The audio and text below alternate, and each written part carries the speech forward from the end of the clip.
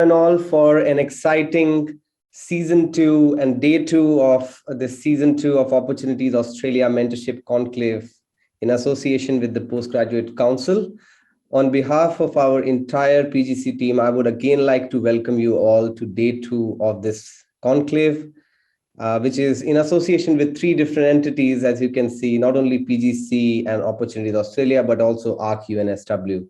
I'm your host, Saurabh Khora, and I'm a coursework officer on the Postgraduate Council.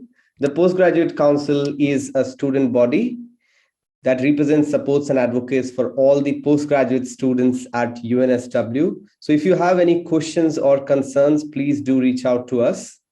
And before we begin with this mega event for today, I would again like to start the event by acknowledging and paying my respects to the Bidjigal and Gadigal peoples, the traditional custodians of the lands where each of our UNSW campuses are located, and also all the Aboriginal and Torres Strait Islander elders past, present, and emerging, as well as their communities who have shared and practiced their teachings over thousands of years.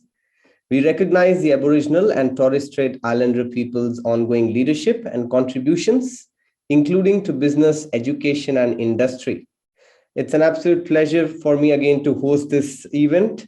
Along with my co-host, joining me today as a co-host is Emmy Lau, who is a counselor in the current PGC team. So passing on to you, Emmy, now. Thank you, Saurabh. So now let's get to the exciting part of having the ball rolling for the event. So ladies and gentlemen, this is a conclave in which we have 8 reputed speakers who will be speaking across 2 days, and today is the day 2. Also, just to let everyone know that this session is going to be recorded on Zoom and also live on Facebook. So if anyone's not comfortable sharing these videos during session, they can turn their cameras off. And we also recommend the participants to turn off their audios while the speakers are presenting. So let's get the ball rolling with our first speakers for tonight. Mr. Eswaran is a project management and engineering professional with a proven track record of delivering civil infrastructure projects, especially in the transportation and power systems arena, to budget, schedule, quality, and HSE targets. Welcome. Thank you so much, Emmy, and Saurabh for PGC and also Opportunities Australia. Just a quick check. Are you able to see my screen? Yes, we can. Okay, fantastic. All right. Because once the screen disappears, I can't see you guys. Anyway, good evening, everyone. My name is Sundar. I'm actually here in sunny Brisbane. Sundar Eswaran, that's my name. I'm actually originally from Malaysia. And walked into this country or stepped into this country about 8 years ago. So I identify myself as a husband, as a father, as an engineer, an entrepreneur on the side, and also a volunteer. And I've had about 20 years plus experience mainly in project delivery in civil infrastructure. And some of the things which I love to do, traveling. I like talking about culture. I like meeting different people, finding out a little bit about their traditions, what they likes, History is actually one of my favorite subjects, together with geography. And I am a true football fan for all of you Aussies who think football is the one that you play with, is it AFL, but it's like the true football is actually soccer. All right, and I actually choose to empower, influence, lead, and impact. All right, and this is something that I sort of want to leave the audience with, or at least some of the young people on the call today, about discovering your purpose. In fact, yesterday, some of the speakers that we had talked about finding that clarity of purpose. So if you don't take anything else from today's my presentation, if you can just take this, that we all I guess it's about family. End of the day, it's about faith, whatever that faith that you belong to, fitness, having the finance and fun. So all of us may do different things, but I guess we are also guided by the things that are actually important. Have those priorities in your life. These are some of the things which I've actually found out along the way. Some of our life lessons. Today, I actually wanted to walk you through with just some general concepts on project management, give you a little bit of a background, some of the roles and responsibilities, some of the challenges, and some of the factors that actually help you. If any of you are pursuing a role in project delivery, project management. So this is going to be touching in general, so regardless of your background or regardless of which industry, right? So what is a project? It's a unique transient endeavor undertaken to achieve planned objectives, which could be defined in terms of outputs, outcomes, or benefits. So a project is usually deemed to be successful if it actually achieves those objectives according to their acceptance criteria. Now, it's a little bit technical terms, right? So, and this is guided by, project management is a methodology. It's a philosophy that's evolved. Okay, and today one of the guiding references is what we call a PMBOK, or PM Project Management Body of Knowledge. What it is actually a set of standard terminology and guidelines for project management, and it's usually published and updated by the Project Management Institute. For those of you who are interested in project management related activities, check out PMI. They have PMIs all over Australia. I regularly attend the events, whether it be virtual or even in person here in Brisbane. And what are the project management knowledge areas? What PMI has actually divided is they've actually divided this large field of project management into 10 more digestible parts, all right, which it calls 10 project management knowledge areas.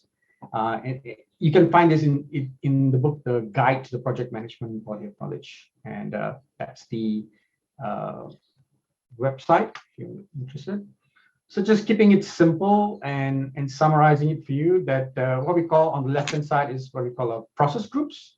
You initiate a project, and then there's planning involved, obviously executing, getting it done, monitoring and control, and then closing the project. And it's actually a cycle, all right? And these are all the various 10 knowledge areas. So, things like integration, scope, time, quality, human resource. So anything that's part of a project, okay? They've actually, like PM Body of Knowledge, they've actually given us guidelines on actually how to successfully deliver a project. If you don't learn anything else, or if anybody talks to you about projects, and you can sound a little bit, I guess, a little bit about project by just telling them 3 things that do you know about the triple constraint, which is the scope, budget, and time. So any given project, that's the constraint. What are we going to deliver in that certain frame of time, and also in what budget. All right. Now, obviously, the modern, as we've evolved, the elements of quality, safety, and eventually project management is all about how we handle or control risks. Right. Now, roles and responsibilities. Obviously, this is just some of those roles and responsibilities as a project delivery, project management, project engineer, whatever you want to call it, right? There's definitely the technical part of it. There's analysis, decision making, but end of the day, you're going to deliver a project through people. So communication, people skills are 2 of those skills that are very highly sought after for a person who's handling a project. All right, regardless whether it be a charity project, whether it be a small project within your organization, project at home, right?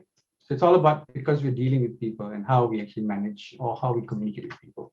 All right, so these are some of the methodologies which are available in the market. You might have heard some of these: Agile, Kanban, Lean, Waterfall, or Six Sigma. So each of it is has a specific use, or it's It's popularly used in certain industries, whether it be manufacturing, whether it be in IT, whether it be in construction.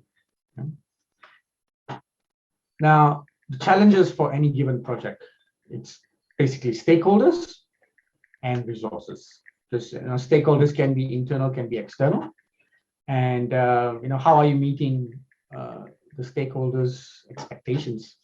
All right, so there's a whole topic just on stakeholder management, right? And obviously resources, whether it be manpower, material, or machinery. All right, so it's the good thing about a project is it's a certain time frame. There's a start, there's a finish. All right, but because of that, the very nature of a project, that it can be very demanding. It can be it can really stretch you. Some of the success factors, I would say, of going into a project delivery or project management kind of role. Obviously, planning is key. Again, communication is another factor that will help you. Lessons learned. This is very, very popular. This is sometimes it's like a buzzword, lessons learned, but do we sometimes learn from previous lessons? So, so it's there. It's actually how we learn from not only the success, but previous project failures, all right? Having the resilience mindset, having great organization skills, that's going to get you far. And obviously, as we evolve, the adoption of technology in projects. All right, for some of the success partners, as I call PMI, that's there here in Australia as well. Obviously, you have the Australian Institute of Project Management. Prince2 is another organization which has their project methodologies. Engineers Australia, and obviously TAFE, besides universities, right? So just coming to the end, regardless of where you are right now, all of us have a desired future state. So that's our why. And who's going to help us? Part of Opportunities Australia, and I guess with PGC as well, mentoring and coaching is, if we can tap into resources, we can tap into somebody who's been there and done that before, helps us to have that clarity of purpose, clarity of mindset, right? And how is, whatever the strategy, whether if you're looking for, whether you're going into a career transition, career progression, or some of you might be looking at entrepreneurial pathway, what are the strategies? And obviously, what is about going out there and doing work. So that's all for me for tonight. And thank you very much for listening. And you can connect with me on LinkedIn, and that's my email address as well. Thank you, and back to the wonderful host.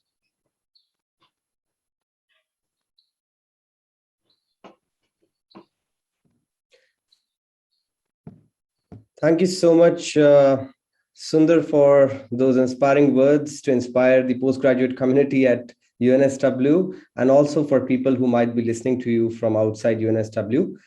It's now time to move to the next speaker for this evening, and I would now like to invite Arda Ergun as our next speaker. She has graduated from York University and is currently a strategic advisor and senior manager with 12 plus years of experience, combined experience in SaaS and strategy consulting. Just a second. In strategy consulting across North America, Asia Pacific, and Europe, with a strong global track record in delivering tech-enabled business transformation to enterprises by implementing and commercializing AI-based customer experience, fintech, regtech, martech, and SaaS solutions.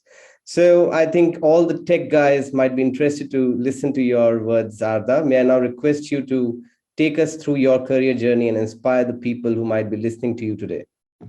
Sounds good. Can I just confirm you can hear me and see my screen? Yep, I can hear you. We can. Okay.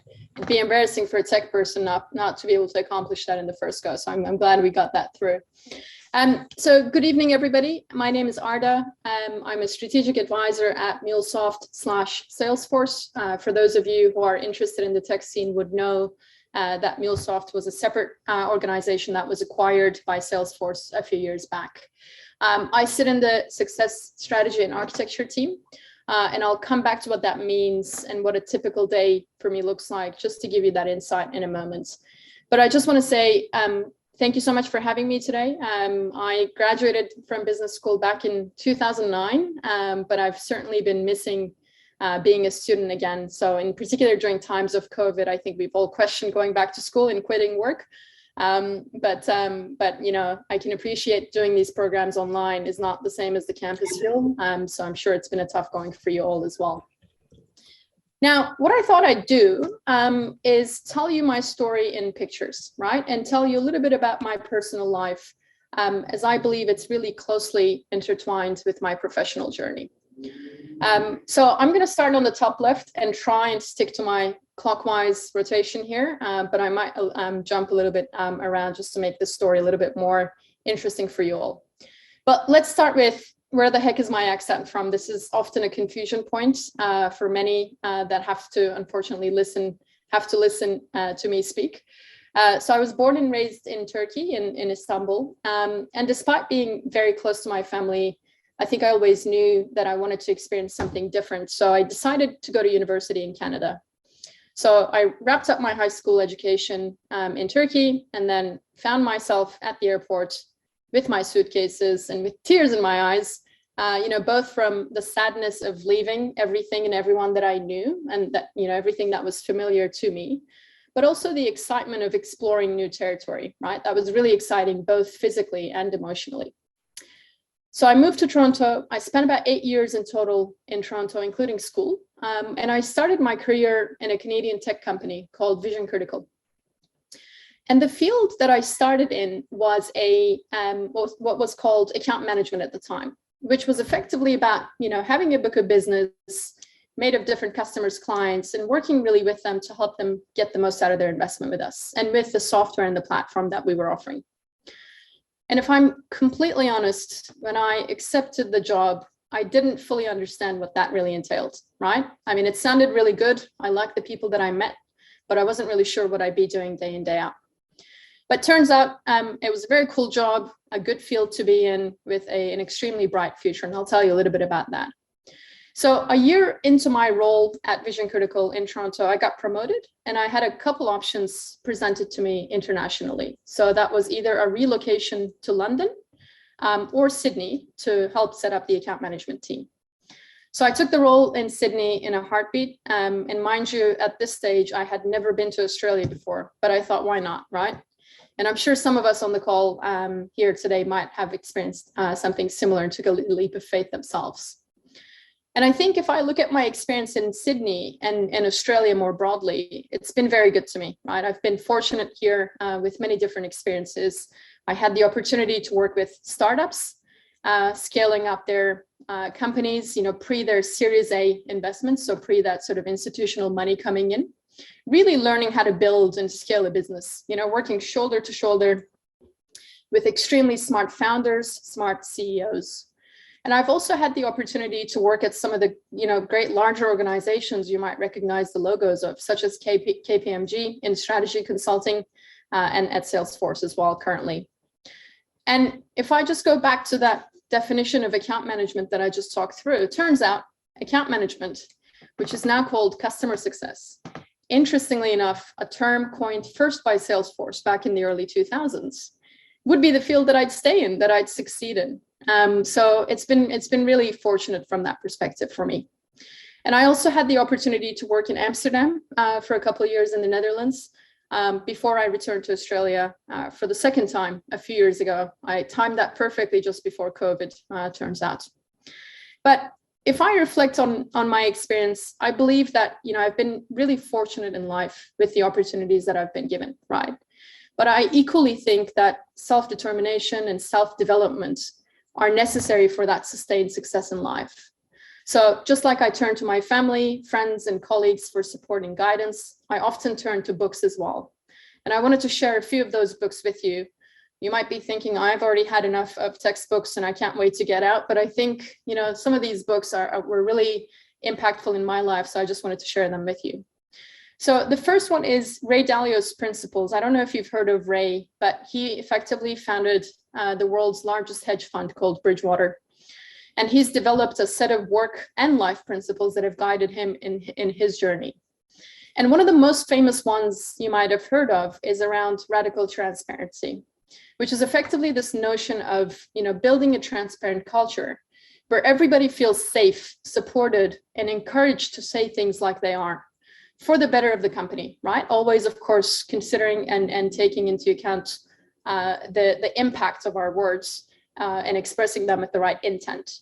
But I think that's a great value. And it's actually one of our core values at Salesforce as well, that I'm really proud of and that I practice day in, day out. The second one, a bit of a pivot, but is a book called Constellations of Philosophy by Alain de Baton. It's a great collection of essays in all areas of human life. And I've definitely turned to this book when things in life didn't make sense to me, right? I think we've all had those moments, in particular in the last couple of years, questioning our own existence, questioning what matters to us. And I think it's a great book to turn to, just to check in with yourself and reset and level set what you're here for. And then thirdly, Black Swan. I wanted to talk about Black Swan. This is again, I think it made quite a bit of a buzz when it came out. It's about the impact of the highly improbable events and how humans perceive and receive those events. And unfortunately, very topical given our current state, of course. Again, I read this book before COVID hit. And I wish I didn't have to see the practical implications of it so quickly a year after I read it. But I've also found great parallels between sportsmanship and playing as a team as well, in terms of what it's like in the corporate world. I enjoy individual team sports as well as individual sports as well as team sports, because I feel there's so many learnings about winning or losing, for that matter, as a team, having fun and celebrating as a team, doing things as a team. And I think there's also great value in the discipline of training for and playing a sport individually as well. So it's really about getting to know yourself and your boundaries and how you support and work with others as well. And that's why, for me, being part of a sports team has always been a part of my life. So I wanted to just go through a few key principles, I guess, guiding principles that I've found really useful in my life. Number one is all about, always do your bit, simple and straightforward. But I just wanted to give you a couple examples and share some anecdotes from my own life. When I was at KPMG, there was a program that was opened up to high potential female leaders to help with their advancement and success in the firm, right? And every year you had to get nominated firstly, and then you had to be selected into this program. And only 25 women were selected every year. And if you think about the workforce in Australia, it's about 10,000 people. And if you say roughly half of that is women, it's a pretty tough chance to get into that program. And of course I was interested, right? But being interested didn't necessarily matter. You had to be nominated based on your performance and based on your potential. And I was about 8 months into the firm, and I did get nominated and I did get selected. And I did then reflect on that, since I thought about it. What did I do differently? How did I get a role in this cohort, with these amazing women who had so much potential in the firm? I almost felt a bit like an imposter, because I didn't expect to get into the program. And I thought, what stood out in my nomination? And I still don't know the answer to that. But what I am guessing is, we all worked hard, right? Everyone in that group was, achieving, overachieving, overperforming in many areas of their roles. But I think one of the things that I have done and have been able to do since is finding the opportunities to build up some data points around my success very intentionally. So putting lots of effort into building a network, not just building any network, but making sure it's with the right people, in particular with the senior partners in the firm across different disciplines who would support my journey, who would become my proof points if they were asked. And I think same in my personal life. I always make a point to do what I need to do first, my bit first, before I expect help from others or the universe or whatever it might be that you believe in. And I think secondly, goes without saying, but trust and accountability, firstly in myself, but of course, building this in all my relationships. My necklace too, that's why. So I check in with myself often and say, do I do what I say? And do I say what I do? Am I accountable for my actions? for my projects, for my relationships, so on and so forth. So I think if you have this base with yourself, you can build it with others with a lot more ease, and that goes a long way. And I think this is exactly the same for our personal relationships. And I really do believe it does become the only meaningful currency in our lives over time as well. And last but not least, making your ambitions known. I think this is a really big one. We're all planning our lives to our best ability, what we want to study, what we want to do after we graduate, what kind of people do we want to surround ourselves with? Where do we want to live? Where do we want to work? Being, in that situation, whether it's personal or professional, really being vocal about what you want to accomplish, I think is very important. Our networks are extremely important for our developments. And I think one of the best ways to tap into that potential is, again, being very clear about what you want and being very clear about that out loud with the right people and in your communities as well. When I look at my career, I got, I think, about 2 or 3 roles through my network. I got my house on my second day after arriving in Amsterdam because it was through a friend in Sydney. So even if you reflect on your personal or professional journeys, there's definitely moments of those success when you work through it with your networks and when you make it, intentionally known in terms of what you want to accomplish in life. So those are my guiding principles. And I just want to say thanks for having me here today. And a bit of a shameless plug, but we're always looking for talented individuals like yourselves at Salesforce. So if you have an interest in working for one of the best tech companies in the world, check our job openings. There's many available across many different places and countries, including Sydney, of course. And feel free to connect with me on LinkedIn if you'd like to stay in touch. So I hope that was helpful. And thank you again for the opportunity to speak with you today. Amazing. Thank you so much for the wonderful presentation on your career journey, Arda. It was truly incredible to learn about your achievements so far. And this is surely will inspire a lot of students here on Zoom or Facebook who's watching. So let's move ahead to our next speaker is Monika Gandhi.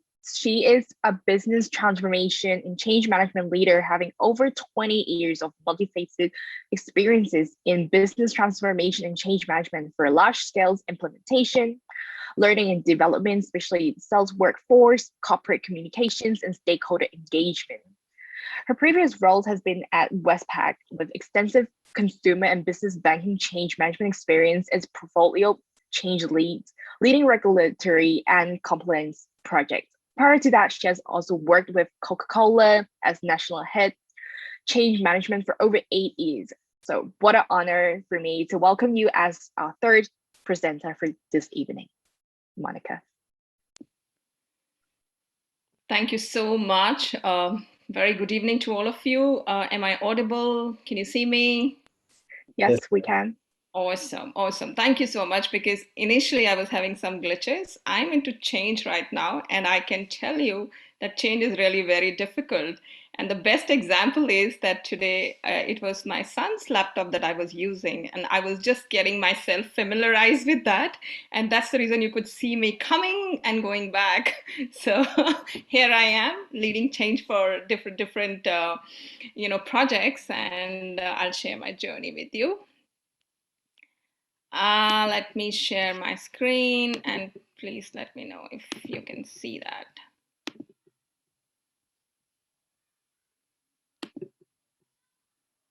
Can you see my screen? Yes, we can. Awesome. Good evening, everyone. This is Monika Gandhi, and today I'm here to share my journey with you. There have been wonderful speakers so far that you have heard. I'm going to tell you something about me, and my life is full of lots and lots of stories. And yes, I'm a storyteller, and I love to say different stories. So currently what I'm working with Westpac as a senior change management practitioner. And along with that, I'm a life coach. I'm an ICF certified life coach. My LinkedIn is Monika Gandhi if you need to connect with me. And here is something about me. So I hail from a very small town in India. And I just moved to Sydney around 4 years back. My total experience till date is around 20 years. I've been blessed with a very supportive husband, and I think I can definitely say that quote that behind every successful not male, I would say a female. There is also a male. So I think I'm blessed with a very supportive husband who's always told me to, just do whatever I want to do, because I always think life is small. So this is a platform. So do your best on this life's platform. I'm blessed with 2 kids. So you can believe I have 2 teenager kids. I'm mom of 2 teenagers. And yeah, it's been great journey with them. Some good, some bad, but it's been an awesome journey, I would say. I have been an avid traveler. I've traveled to Japan, Philippines, US, London, Singapore, Malaysia, Thailand, and now I'm in Australia. And all this, I think, I have gone all by myself from my work. So I can also tell you guys that, when you travel, it really gives you a lot of exposure, and it actually gives you lots of confidence. And I am the role model for that. Uh, Empathetic listener and an excellent networker. I just heard Arda talking about networking, and I think I myself, I'm literally a great fan of networking, and I always love to network and network with the right people, as Arda was mentioning, has been my motto also. I'm a singer. I'm a yoga instructor, and I've been an MC for lots of events back overseas, back in India, and also here in Sydney. And as per my profession, I'm a change management expert, and I am a life coach. Here are some of my certifications. Which is, since I'm a life coach, I did also train the trainer from Dale Carnegie, and my life coaching is from ICF. I have been certified ProSci change management practitioner, and I've certified myself from Yoga Alliance US as well as Sivananda Yoga, practicing Hatha Yoga. So here is my professional journey. So my qualifications, I'm double master's in computer applications and master's in business administration. Experience, as I mentioned, is around 20 years. Worked in some of the global companies like GlaxoSmithKline Consumer Healthcare, as well as Coca-Cola, and currently in Westpac.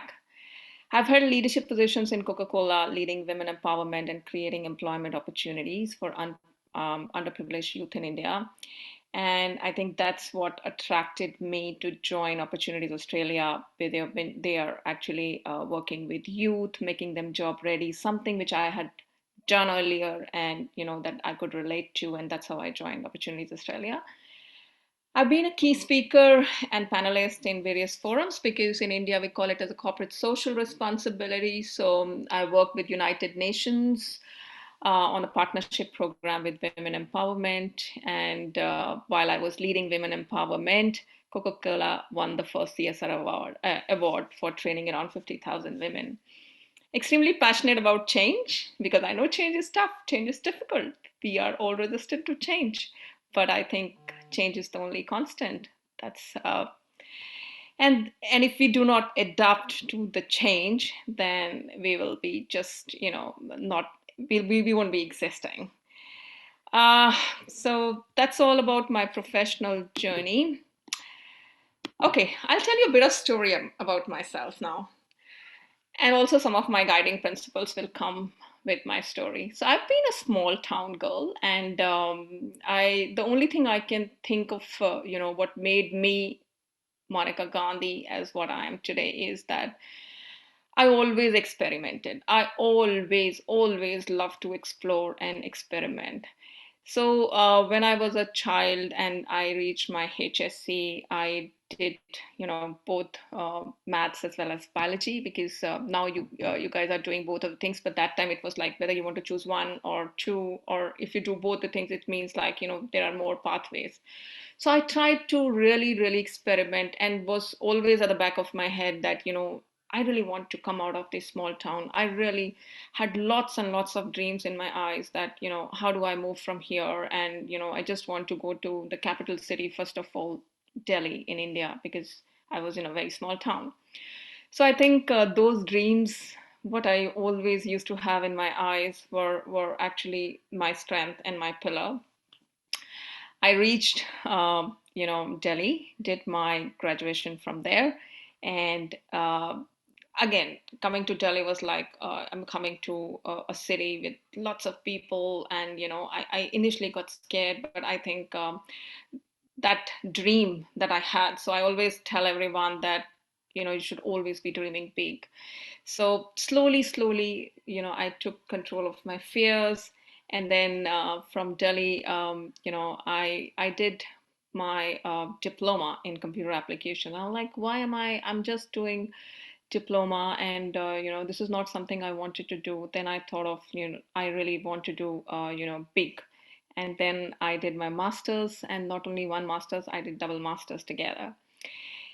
And then I think my first job that I got was a computer professional job doing coding. So interesting journey of my life, because I was also exploring myself. I really didn't know what to do. And so if some of you are confused about your career, it's perfectly all right. Just accept it. It's perfectly all right. I was one of that confused teenager, you might call, who wanted to experiment everything, but didn't know actually what I had to do. So I started my career in just doing coding. And when I was doing coding, and I'm like, I'm not enjoying it. This is not my cup of tea. What should I be doing? And and I changed my job, and I joined GSK. I think that was my first job where I got to know that I don't enjoy my IT coding. So it's all about how what kind of person you are. You really need to explore yourself. And then I thought, I'm good at actually doing something which is people oriented. I'm good at doing something where I can talk, where I can meet people. I think that's my skills. That's my USP. That's my niche. So and it's not that you day one you're going to come to know what you really want and what do you think is right and wrong. So something that always been in my mind, and I think this was one of once my actually grandfather told me, and he spoke in his own language, but what it meant was that nothing is good, nothing is bad. It's thinking that makes it so. So this particular line has always been with me right from the time he told me that, if I think this is good, then it is good. If I think this is bad, then it is bad. So every individual is different. So just it's just that what really fits you may not be fitting the other person. So I actually, from there, I think GSK kind of opened my mind that actually, what I need to do in my life. I want to do something, a profession or something where it's all to do with people. It's all to do with, standing on the stage, maybe holding a mic, becoming a speaker or something like that. I don't know what, but I think that's how I started my journey. And from GSK, I moved to Coca-Cola.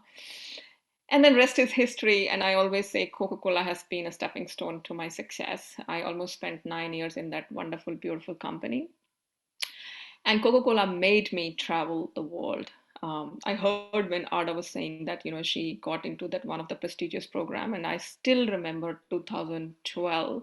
And there's a very prestigious program in Atlanta called as Women in Leadership Program. And I really don't know how I got selected. And it was such a prestigious program that every country sends one woman, and they are like to participate in the Women in Leadership Program.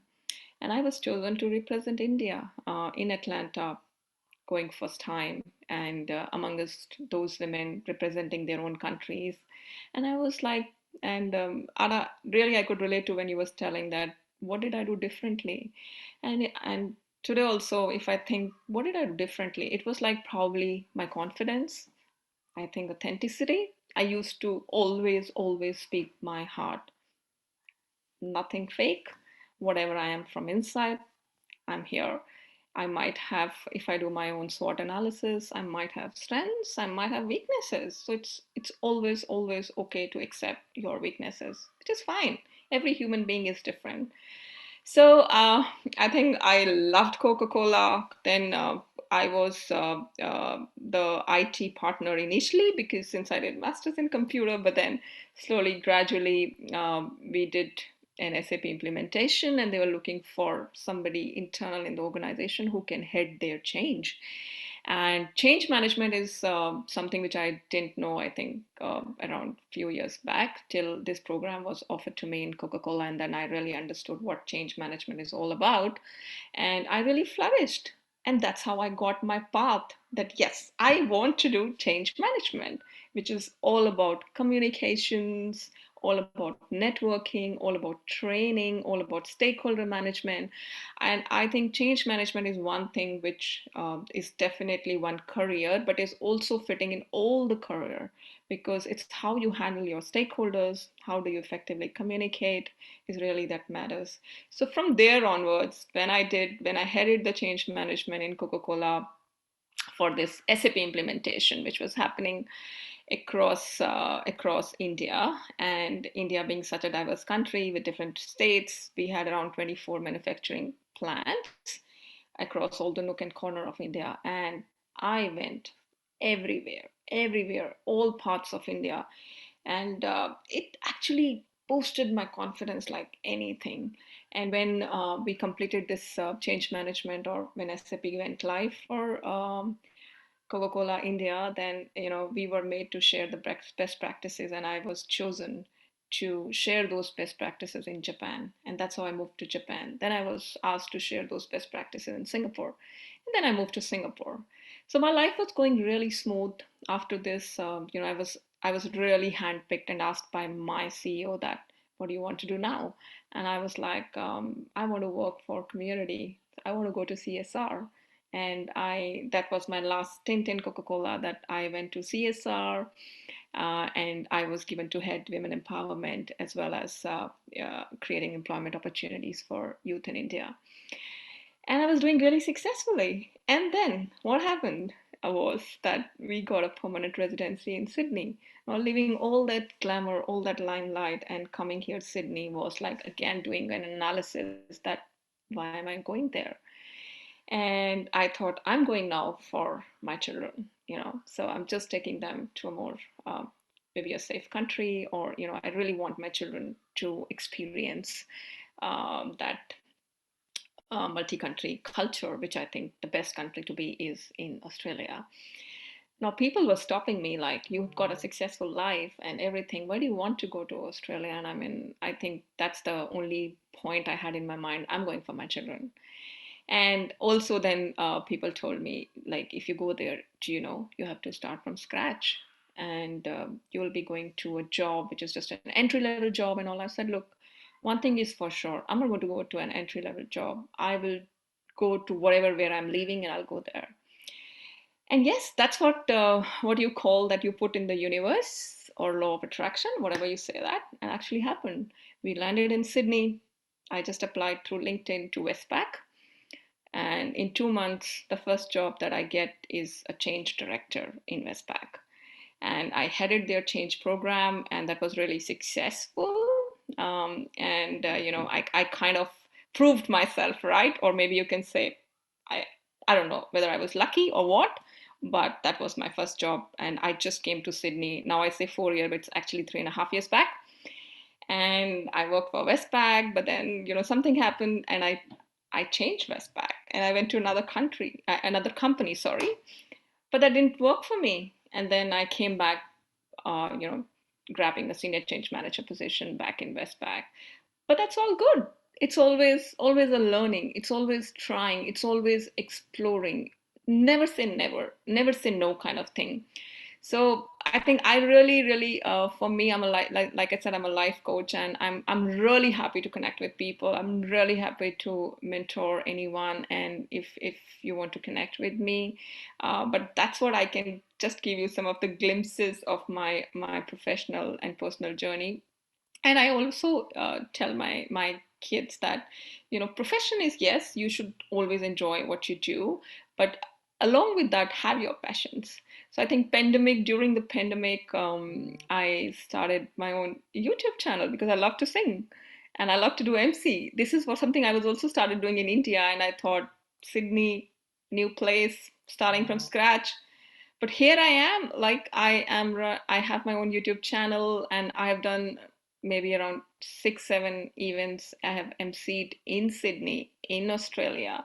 So I think it's more important that you need to believe yourself, that it's not the place that matters, it's your own confidence that really matters in life. You can do anything what you want to do, but you need to have that strong confidence in you. You need to believe in yourself.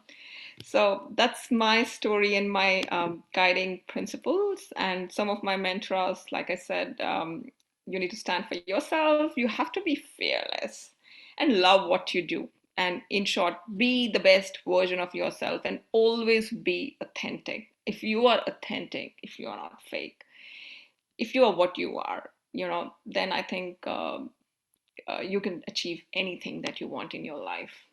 So these are small nuggets from my professional journey since I was in CSR and I used to travel across India and across the world I've been. So these are some of the snippets from my CSR journey wherein, with the youth and you might know, some of you might know he's a captain of Indian cricket team, ex-captain of cricket in Indian cricket team. And so that's the CSR award. I was talking to you that Coca-Cola won the CSR award. And I've been a trainer, so I've trained a lot of youth in my life journey. That's since I traveled a lot, even this is something I had put in universe that when I came to Sydney and my first job was in Westpac, and I was like, oh, my travel stops now. I've traveled so much, and now that I'll be working in Westpac, that would be in Sydney. And you will not believe my first job. I traveled across Australia and I went to Tasmania 7 times in 1 year. The first year, 7 times to Tasmania. And then I traveled across all the states in Australia. So it's like just put it in the universe and you're going to get it. So that's all about me. And I'll just again start by saying that, leave the could have, might have, and should have attitude. And I've always sticked to this one, which is can do attitude. Like just do what you want to do and you can achieve everything in your life. Thank you so much. This is all about me, and you can connect with me on LinkedIn at Monika Gandhi, and this is my email ID, which is monika_gandhi@hotmail.com. Thank you. Back to you. Thank you so much, Monika, for your inspiring words again to the community. So many critical points that you touched base upon, including having an ambitious mindset, having a different mindset to how you can bring on change in your life. So it's not only about change management or being a change manager in your organization, but also being a change manager in your life, how you have transformed between different roles, having a mom and then also adjusting your life in a new country in the last 20 years. So I think that itself speaks a lot about you in that sense. Thank you so much for those inspiring words. I'm sure that a lot of people have already got some lessons out of that. So now we would be moving to the final speaker for today's session, and I will be inviting Dr. George Tian. He is a senior lecturer at the Faculty of Law at UTS. George has published extensively in international intellectual property, competition law, and cybersecurity. He is also currently holding a few positions across the globe, including Australian Trademarks Attorney and UDRP Neutral, appointed by World Intellectual Property Organization. He is a current research associate of the Cyberspace Law and Policy Center at University of New South Wales Law School, an international advisor for Asia Pacific Privacy Project at the University of Hong Kong Law School. So I think a lot of new things are ready to be explored for the students through your conversation, George. Over to you now. Oh, great. Thank you. Thank you very much for your kind invitation and also generous introduction. It's my pleasure to return to UNSW virtually and communicate with you online. And the reason I use the word return, because before I took the full-time position at UTS, I used to work as a postdoctoral research associate at UNSW and also taught corporate law at business law taxation school before.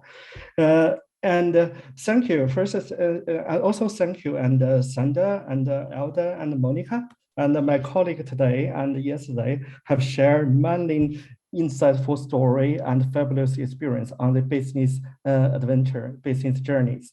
So today, I will talk a little bit about Plan B, try to provide some insight on academic career. So once you start your job seeking process, I do believe you will find looking for a job is a full-time job. And so as a kind of Plan B, if you don't want to start your business career immediately, and or you want to be academic, you may consider pursuing, for example, PhD, MBA, or DBA even. So today, I will share with you some of my PhD journey, and I hope it may provide you some insights for your future career development. And in today's presentation, and I will, let me have a look at the slides, and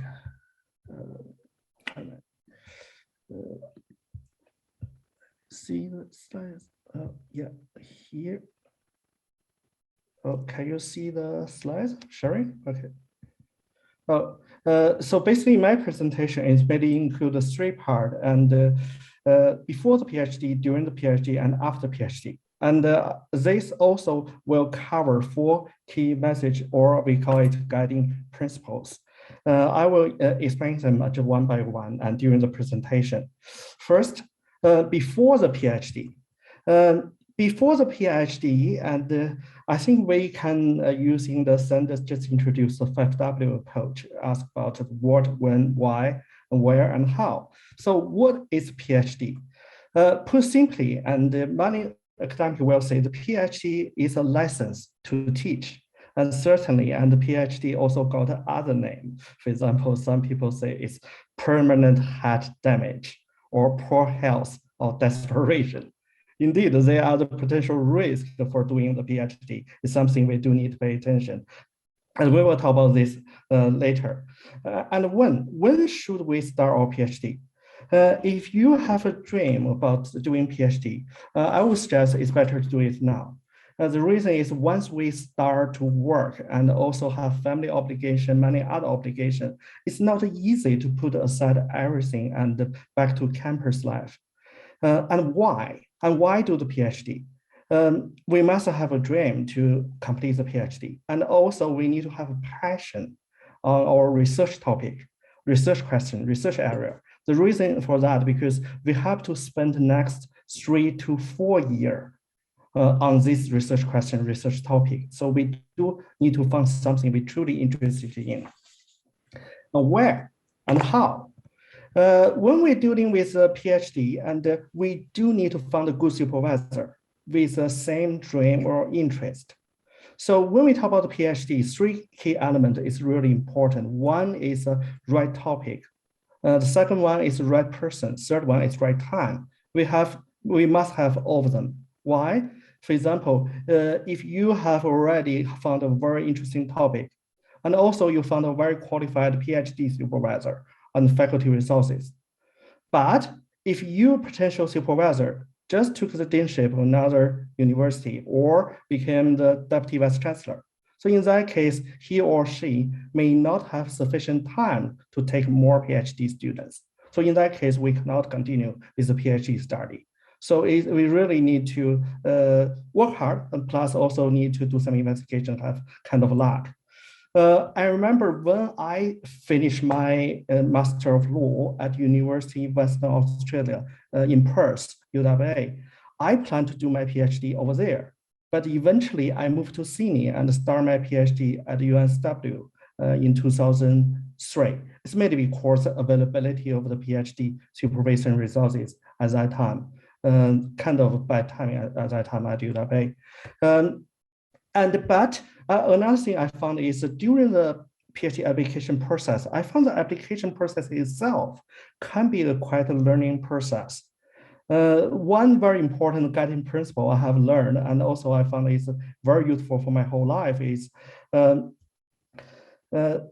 it's academic responsibility to help another, to help another scholar and to achieve the academic excellence. And when I doing my PhD application, particularly when I developed the research proposal, and those professors at UWA, they put lots of effort to help me and to support my application. And I found that this principle is it's not limited by your nationality, not limited by your university and earning territories. It's responsibility of a scholar and university. So I found that it's really important. And after that, and when I early student and come to me, include some PhD students from other university, not under my supervision, I always happy to help and share my experiences with them because it's become part of a scholar's responsibility. I also did the same when I was in the United States. I will introduce more about this later. In relation to the how to plan for our PhD, as we said, we need to have a passion. We also need to know the risk. One good way to help us to make a plan and identify the risk is to talk with someone who have already completed the PhD or someone is completing the PhD. I remember before I started a PhD, I talked with friends who just completed the DBA.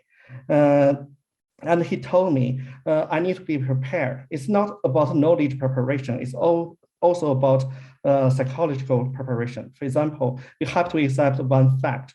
In the coming 3 to 4 years, you will see many of your former colleagues, classmates, they already started their business career. They also became financially strong, but you're still a student. You have to accept that. That's the price you have to pay to be academic, particularly in the 3-4 year time period. He also told me some potential risks and helped me to avoid them in advance. For example, 18 months depression and so forth. I will talk about this one later also.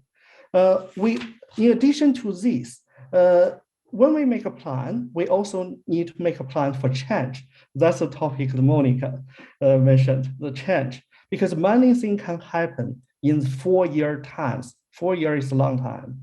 And it could be, I remember when I started my PhD, I was told in Australia, only 30% of PhD students can eventually get a PhD degree. And UNSW, I think it's 40% at that moment.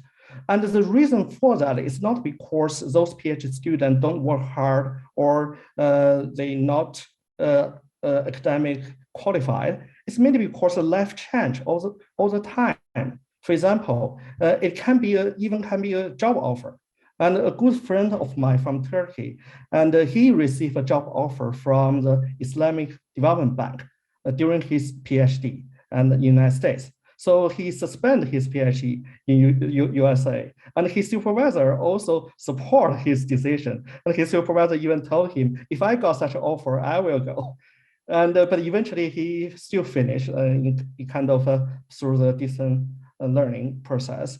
But this is just an example. Life may change, and they all are factors and may affect the successful completion of the PhD.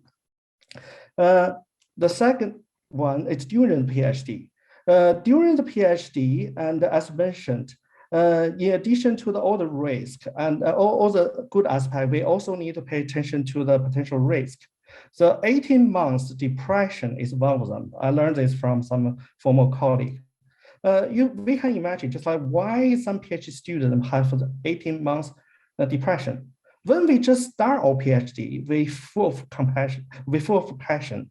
We're very interested about our research topic. But after 18 months, if we haven't got anything published or hasn't obtained any other milestone, it may be very hard and for us to keep the confidence.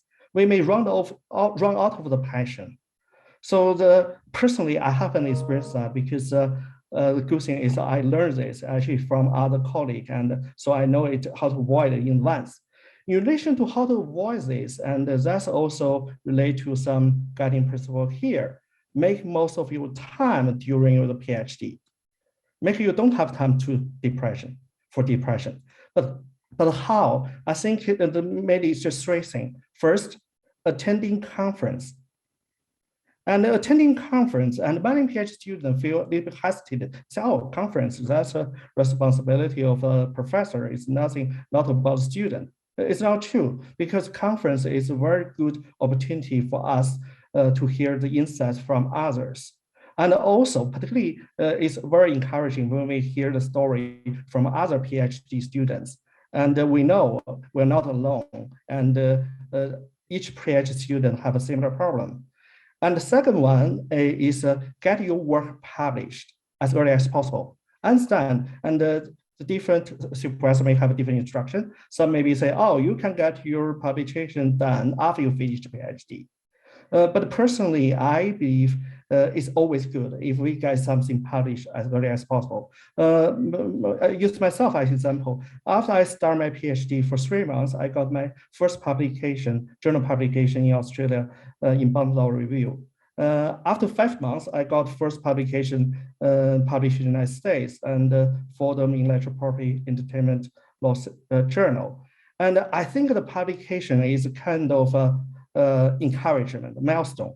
It can make us and to maintain motivation. And because that will help us to build confidence also, because otherwise, and if we don't have kind of indicator milestone, how do we know whether our final PhD thesis will be successful or not, and after 4 years? So the publication, I think, is always a good way and to motivate us. Certainly, I will say academic trips. I learned this from a biology professor from UC Berkeley. And visiting fellowship, internship, consultancy, and UN internship can be very helpful. And we also need to pay attention to one thing. That's also one reason I suggest you, if you want to do PhD, do it now. It's United Nations and UN internship. Many of them have and also WTO internship. Many of them have an age requirement. For example, I remember certain internship program and the World Trade Organization is only available for the student under the 30-year-old. And also those programs only available for currently enrolled students. So do make most of your time and do all these trips and during the PhD. And once you start your career, maybe you just don't have time to do all this international travel. And also one thing we also need to bear in mind is academic trip will speed up rather than slow down your PhD writing process.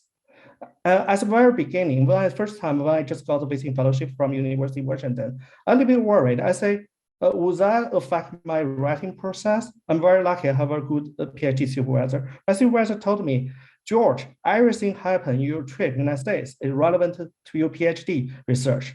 So eventually I found it's true because I complete my policy chapters while in Seattle in University of Washington, complete the theoretical chapter at Harvard Berkman Center, and finalize the whole thesis while doing the consultancy and also internship in the UN Bangkok. So the meet and talk with the people and get insights from them. And basically it's very helpful for your writing process. And also make you just don't have time and for depression. Another message, and here I said before, is it just when we in the before the PhD session we said it's scholar's responsibility to help another scholar to achieve their academic excellence.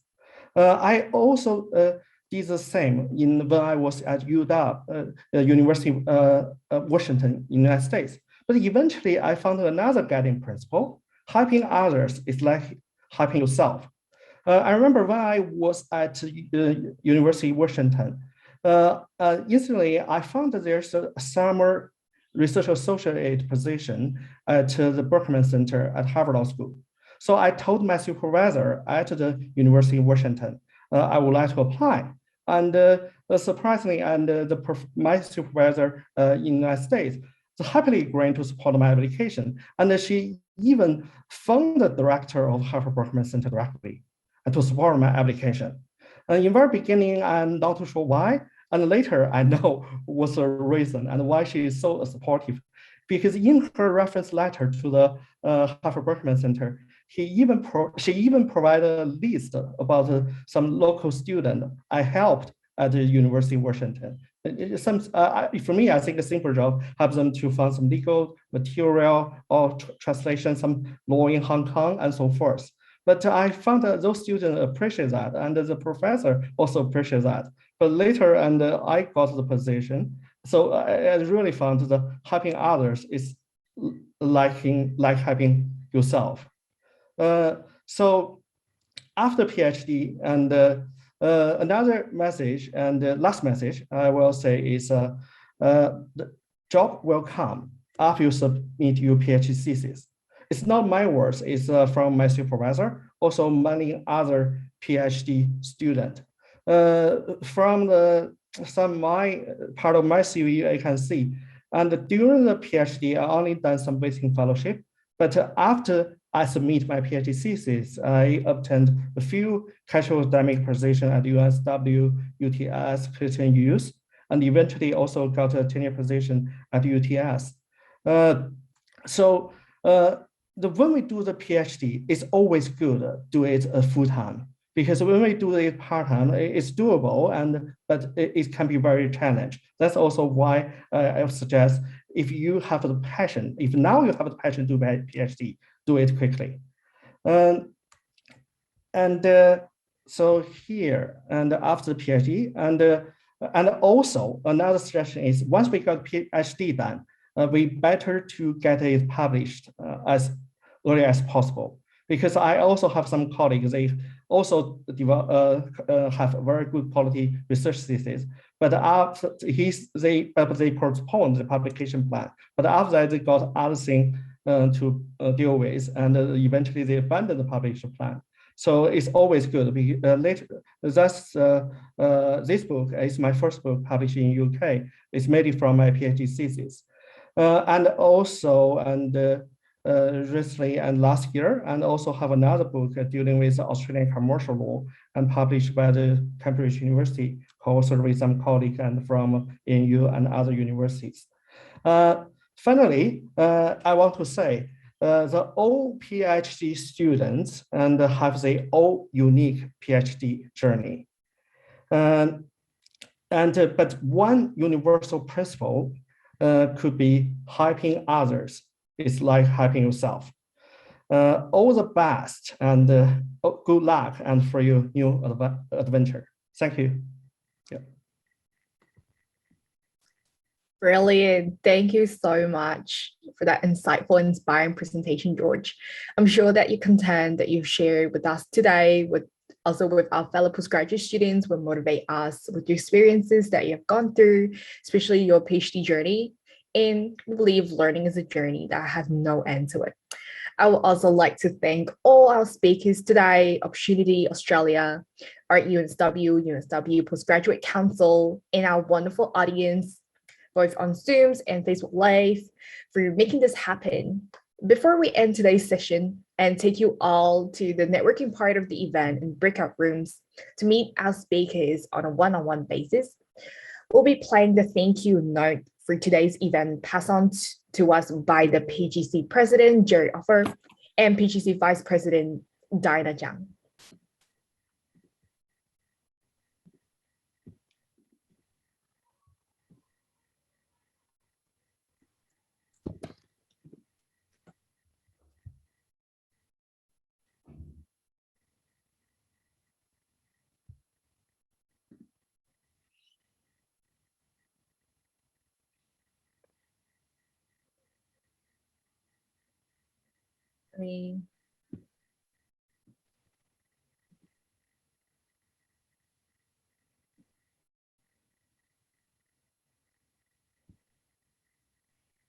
No, it's not playing on my end.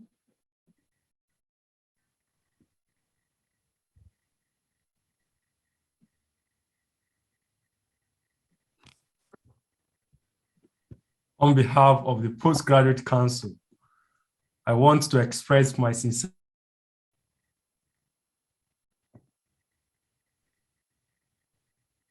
Yeah, sorry, I don't think I can play on my end. No, we could listen to that, Emmy. We were able to listen to that. Yeah, we can? Yeah, you played it. We were listening to Okay, Jay. because I couldn't, but yeah, awesome.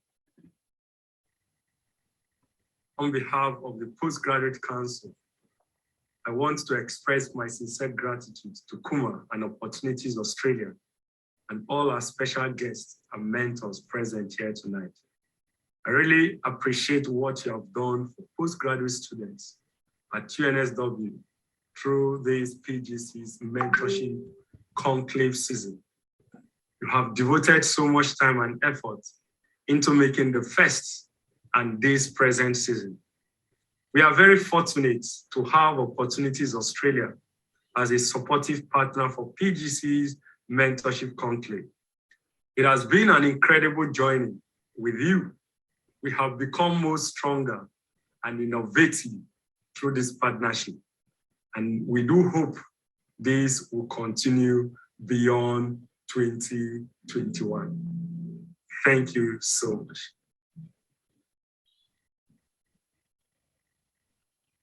And Diana's. On behalf of the Postgraduate Council, I want to express our sincere thanks to Kumar from Opportunities Australia and our special guests and mentors here tonight for hosting season 2 of the Mentorship Conclave. So thank you, Sundar, Arda, Monika, and George, for your time and support in making tonight's event possible. I also want to thank our wonderful host, Surab, from the Postgraduate Council. So please join me in thanking them by clicking the virtual clapping hands icon below. Tonight, we've been encouraged by the advice, wisdom, and experiences presented to us by our amazing mentors. As Oprah says, a mentor is someone who allows you to see the hope inside yourself. So thank you to our mentors for inspiring a great sense of hope inside all of us. Finally, if you liked tonight's event or missed last night's session, all recordings are available on the Postgraduate Council's Facebook and YouTube channels. We also have a number of exciting events coming up, including a special panel discussion on empowering female identifying leaders in STEM and entrepreneurship. So for more details and to book, please check out our Facebook page and Eventbrite page. Once again, thank you to Opportunities Australia and our guests here tonight, and to all of you for being here. The Postgraduate Council looks forward to seeing all of you again very soon.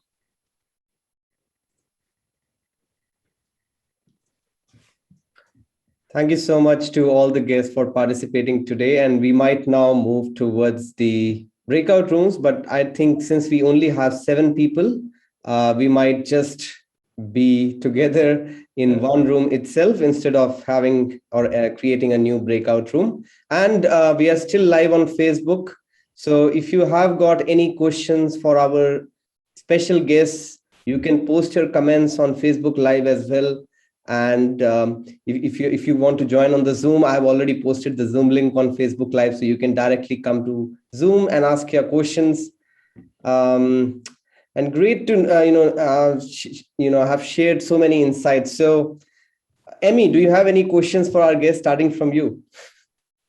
Yes, so I do have a question, especially for Monika and Arda. So since like as what Diana said, we're going to have a Roses Among Thorns panel session next week. And from that, I do have some I'm motivated to thought about like identifying myself as a female career, especially like if I want to be an entrepreneur. So I would like to know what are some challenges that you have faced so far for the whole journey, especially when you work in like tech companies where it's more like male identified industry. Is there any challenges or barriers that you've came through? So should I go first, Arda? You want to go first? No, go ahead. Go ahead. Yeah, and I think, Emmy, you have rightly pointed, and if I have to tell from my experience, I hail from Coke, and from Coke, it's all manufacturing. Manufacturing is all male-dominated. And for me, I think I used to be a single woman who used to travel so much, going to plants, and if you go to even manufacturing plants, men, when a woman is coming and talking, they always, sorry, I mean, it's not, I'm talking about anything gender, but I have myself faced that. So it's been always a tough journey for me. And for me, I think I can, from my experience, I can say that be confident, be authentic, and you might face problems, but it's how meticulously you present yourself. It's not about gender. It's about how meticulous you are, how you can really comprehend what you want to articulate. And I think I would say, being a woman, you are beautiful. Just be bold, be bright, and say what you want to say. I mean, that's how I have been. And I've seen people, pulling me down. And it's not that it's all the highs that I've seen. I've definitely seen a lot of lows in my life. But I think it's again, your confidence, again, I would say that brings you up. So I have faced challenges in my life for sure. But the only thing that kept me going was my own ambitions. It's the fire in my belly and my confidence, I can say that. Awesome. That was really inspiring for me. Yeah, because especially when I do have my future career plans as an entrepreneur, as my mom's also an entrepreneur, has her own small business. And so from that, I just thought that there could be some challenges, as a woman that in identifying. So yeah, it's just great to hear what you say to me. Yeah. Arda? I think, yeah, thank you. Look, I think it's such a topical question, right? For obvious reasons. I think for me, there's two things that I would add. One, I think we should all accept the fact that it is a reality that, the decades leading up to where we are today, it's been different for women, right? There's been less flexibility in women's careers, women's personal lives, and as a result, in terms of where we are, in relation to our male partners, we haven't had as many opportunities. And I think that's changed a lot, and it's continuing to change a lot. I read recently that, I think on ASX 200 boards now, there's at least one woman on all of them, which, in today's world seems crazy on one hand, but on the other side, I think it's a great progress. But I think recognizing that, if you're not starting the race at the same time with the same sort of equipment, you have less chance of winning that race. And I think that's been the story for women. So I think if we accept that fact, there's ways to enhance, and there's ways to progress, and there's ways to run faster, and you've got those opportunities available to you. I think the second thing is I genuinely believe in women's ability to support each other as well. And that's not to alienate our male counterparts on this call or on any other forum for that matter. But if we understand the journeys that we're going through that well, I think we owe it to each other as well, to give other women the opportunities that we might have struggled to obtain in the first place. So I think creating those forums, the collaborative environments, women's advancement and championship programs, sponsorship programs, I think those are the right things to do. But I think we owe it to each other to help each other succeed as well. So I hope that everyone is doing that on this call, and I hope that everyone who's listening takes that on board and actions it too. It's amazing. Thank you so much, Arda. Saurabh, do you have questions for us, our panelists today? Absolutely. I'm always filled with so many questions in my mind. One of the questions is that having a transformational mindset, I think a lot of speakers have touched based upon that, how important it is for you to have a different mindset in order to succeed in life. So probably starting on from Sundar, who can touch base upon this fact and take us through this fact. How can the students develop a different mindset? And we also talk about a fixed mindset and a growth mindset in today's era. How can they transform themselves and move towards the growth mindset is so important these days, isn't it, Sundar? Thank you, Saurabh. That's a very pertinent question. And in today's, in today's society, growth mindset it's almost like mandatory, because I think you read some of the books talk about the mindset. We used to, think that we only can behave in a certain way. We only have a certain talent. We can only have a certain way of thinking. But actually, that myth has been smashed.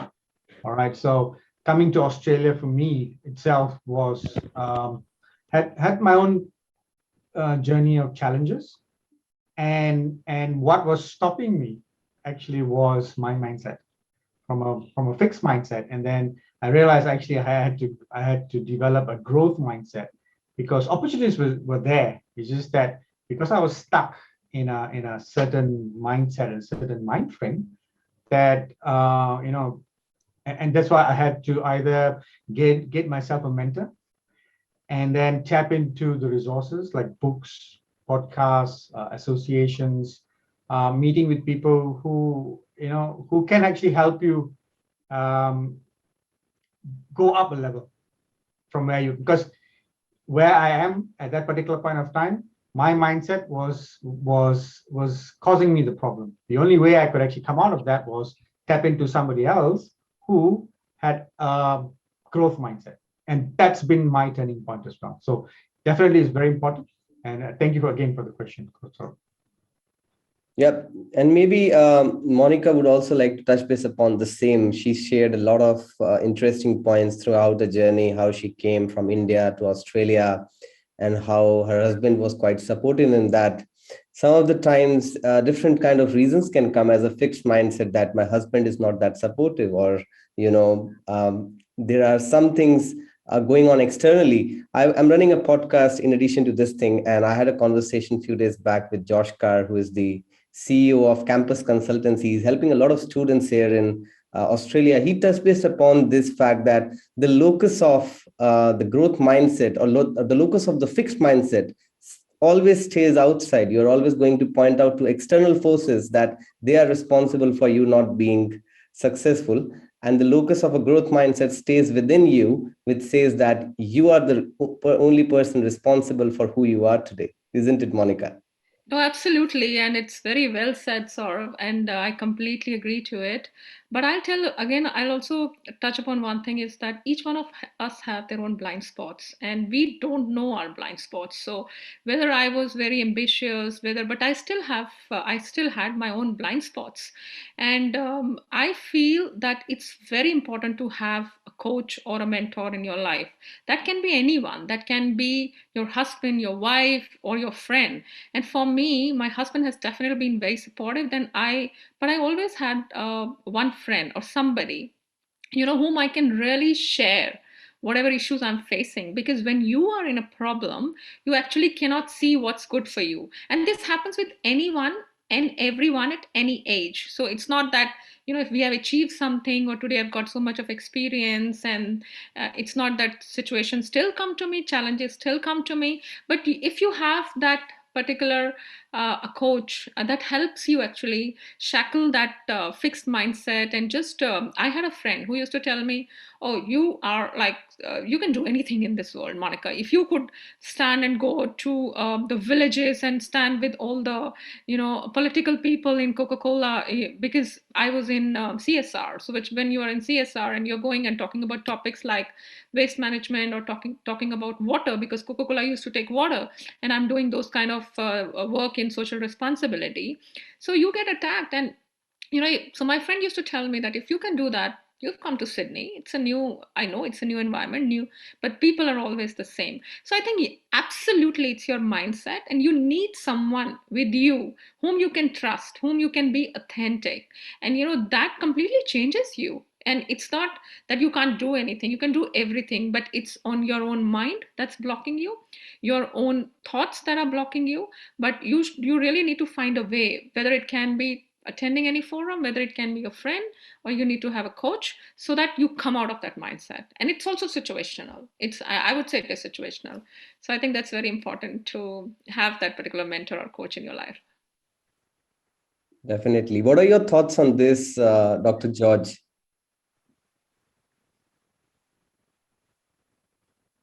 Oh, sorry, a little lost here. And yeah, so I just wanted to know, like, from a professor's point of view, what is your thought process in terms of, because you might be guiding a lot of students on a day-to-day basis in your university. yeah, so what's your thought in this regard of having a growth mindset, how critical it is for students to develop that? I think let me put that in a way. And I think it also depends on just like the different school and the different school, and normally sometimes they have different the culture. And for example, the IT school and have many international students, and they all share the different cultural backgrounds. And but in the law school, and the international students number is quite limited. Some, particularly UTS, even less than 5%. And so I realized just like different schools, they have a different dynamic. And so when the effective management manager looking at this, they do need to look at the features and different dynamic in different faculties. But one thing, and I found is quite interesting, it's maybe it's not directly answer your question, but it's one thing I found during, particularly in recent year at UTS, we found the line between the different faculty and different disciplines is not that clear anymore. For example, if back to the fact of 10 years ago, a law student is nothing related to the IT students. But now the IT student, law student, we can work together. And even students from the business school, we organize the hackathon. Hackathon just like, that's part of projects. I remember we have the hackathon sponsored by the Monika's company, Westpac. So basically Westpac, they have the business idea, and they have so many branches and have so many global challenge. So they sponsor the hackathon, and students in IT faculty and also law faculty come together and in an intensive program 3 days and develop some business application. So the law application, so the law student contribute the idea about the law compliant aspect, but the IT student have to develop the regulation technology, RegTech, and to solve the problem and the real world problem for Westpac. So through such kind of communication, I found actually a 3-day intensive program, and different people from different country, from different education background, different disciplines, they start to work together and as a group. And I found it's a very useful way and to generate some very productive outcome. Yeah. Thank you so much, Dr. George. I also see Kumar has now joined us. Thank you so much, Kumar, for making this event possible on both the days. We have thanked you a lot of times before you joined, so I thought of thanking you again once you joined. One more time, you thank me and you're out. No more events with you. Yeah, otherwise you're not going to come for any more morning walks. Exactly. Yeah, I showed up. Where were you? Anyway, we do our morning walks together up at Centennial Park. It's a bit difficult for us sort of to wake up early, sunrise. A student life, I swear. Oh no, that's all right. So of course it's awesome to be able to arrange these get-togethers, and we could do more of that. We could do 101 of that. So we have been thinking about that. We got plenty of volunteers in place. So rather than going every semester, we could do 101 as well. So based on people's requirements. So yeah, there are so many ways we could continue this journey, legacy, however you say that. And Absolutely. So at the moment, we don't have any questions coming on Facebook Live, so I will be ending the video there. And feel free to leave the session because we don't have any further questions coming.